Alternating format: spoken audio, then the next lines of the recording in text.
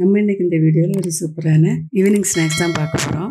வாங்க நான் இதை எப்படி செஞ்சேன்னு பார்க்கலாம். அதுக்கு முன்னாடி நம்ம சேனலை நீங்கள் இது வரைக்கும் சப்ஸ்கிரைப் பண்ணலன்னா சப்ஸ்கிரைப் பண்ணி வச்சுக்கோங்க. வாங்க வீடியோக்குள்ளே போகலாம்.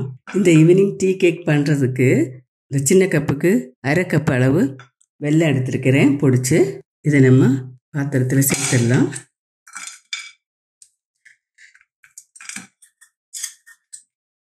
அரை கப்பு வெல்லம் சேர்த்துருக்கேன். ஒரு கப்பு தண்ணி சேர்த்துடலாம்.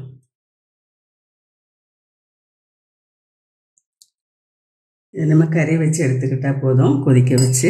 இப்போ தண்ணி கொதிச்சிட்ருக்கு,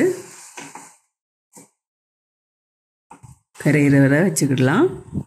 இப்போ நல்லா கரைஞ்சாச்சு, போதும், ஆஃப் பண்ணிடலாம். இது இனி சூடு ஆறட்டும். இல்லை 3 வாழைப்பழம் எடுத்துருக்கேன். சின்ன சைஸில் எடுத்துருக்கிறதுனால 3 எடுத்துருக்கேன். பெருசுன்னா ஒரு 2 பழம் எடுத்துக்கோங்க, சரியாக இருக்கும். இப்போ இந்த பழத்தை தோல் எடுத்துட்டு சின்ன சின்ன பீஸாக கட் பண்ணி எடுத்துக்கலாம். இப்போ கட் பண்ண வாழைப்பழத்தை நல்லா அரைச்சிட்டு வந்துடலாம். மிக்ஸி ஜாரில் போட்டுடலாம். இப்போ இதோட கொஞ்சமாக வெள்ளை கரைசல் சேர்த்து அரைச்சிக்கலாம். அரை கப்பு வெல்லம் எடுத்து கரைச்சி வச்சுருக்கோம். கரைச்சி இப்போது அதே கப்புக்கு 1 கப்பு ரவை, இது வறுக்காத ரவை, இதை இதில் சேர்த்துக்கலாம். வெள்ளை கரைசல் இதோட சேர்த்துடலாம். இதோட அரைச்சி வச்ச வாழைப்பழத்தையும் இதோட சேர்த்துடலாம்.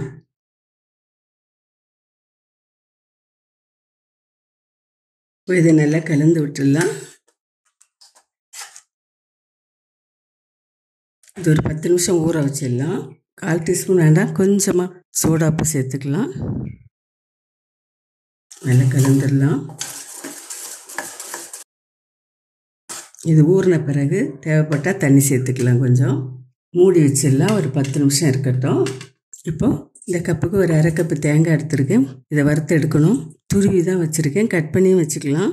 கொஞ்சம் காஞ்ச திராட்சை, பாதாம் பொடி பண்ணி வச்சுருக்கிறேன். சின்ன சின்ன துண்டுகளாக கட் பண்ணி, இதை நான் சாப்பிடும்போது இடையில கடிபட்டால் நல்லாயிருக்கும், அதனால் இது மாதிரி வச்சுருக்கேன். இதை வறுத்து எடுத்துக்கலாம். தேங்காய் எண்ணெய் சேர்த்துருக்கேன். 2 ஸ்பூன் ஆயில் சேர்த்துருக்கேன். நீங்கள் நெய் நல்லா பிடிக்கும்னு சொன்னால் நெய் சேர்த்துக்கோங்க, நல்ல வாசமாகவும் நல்லாவும் இருக்கும். நான் தேங்காய் எண்ணெய் சேர்த்து தான் இதை வறுக்க போகிறேன். தேங்காய் ஃபஸ்ட்டில் சேர்த்துக்கலாம்.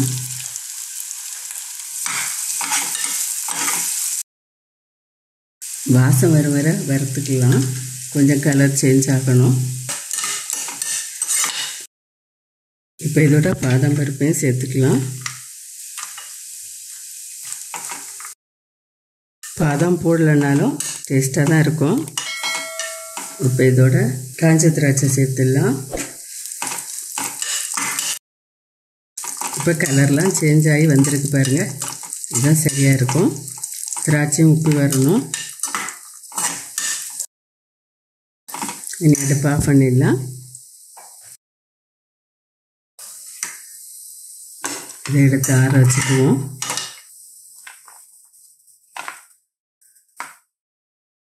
இது ஆறட்டும். நம்ம ஊற வச்ச ரவையை பார்க்கலாம். சரியான அளவில் இருக்குது, தண்ணி சேர்க்க தேவையில்லை. இப்போ நம்ம வறுத்து வச்சதில் ஒரு பாதி அளவு இதில் சேர்த்து விட்டுடலாம்.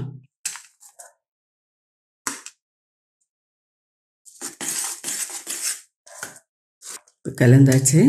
இப்போ இதில் 4 டம்ளர் வச்சுருக்கேன். நம்ம டீ குடிக்கிற டம்ளர் தான், சின்ன சைஸில் எடுத்துருக்கேன். இதில் நம்ம நெய் இல்லைன்னா ஆயில் தடவிக்கலாம். நான் ஆயில் தான் வைக்கிறேன், ஆயில் தடவுறேன். இது தேங்காய் எண்ணெய் தான் நான் தடவுறேன், நீங்கள் தேவைப்பட்டால் நெய் தடவிக்கோங்க. இப்போ நம்ம இதில் கலந்து வச்சுருக்கிற அந்த ரவை இதில் சேர்த்துக்கலாம். 3/4 கப் அளவு சேர்த்தா போதும், சரியாக இருக்கும்.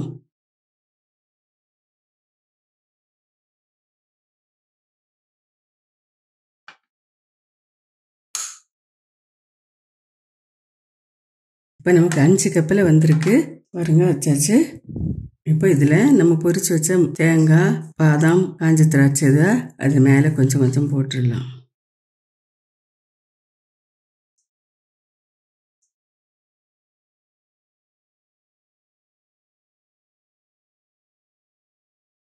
இப்போ எல்லாத்துலேயும் போட்டாச்சு. ஒரு இட்லி பாத்திரத்தை அடுப்பில் வச்சுருக்கேன்.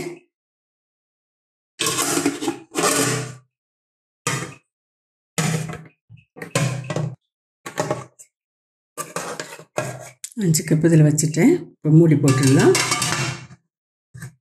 இப்போ தீபத்தை வச்சாச்சு. 15 நிமிஷம் இது வேகணும். அதுக்கு பிறகு பார்க்கலாம். அடுப்பை கொஞ்சம் கூட்டியே வச்சுக்கோங்க.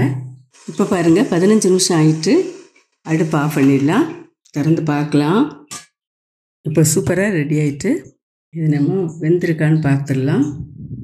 நல்லா வெந்துருச்சு. இது நீ ஆறட்டும். ஆறின பிறகு தான் நம்ம எடுக்கணும். ஆற வச்சிடலாம்.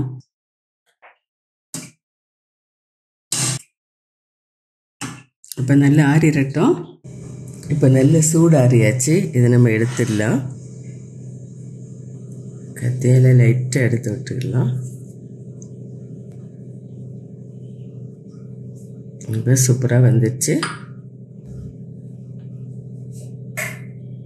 இது மாதிரி நீங்களும் வீட்டில் ஒரு தடவை ட்ரை பண்ணி பாருங்கள். மறுபடியும் ஒரு நல்ல ரெசிபியோட நான் உங்களை சந்திக்கிறேன். மறக்காமல் லைக் பண்ணுங்கள், கமெண்ட் பண்ணுங்கள், சப்ஸ்கிரைப் பண்ணுங்கள். நன்றி. God bless you.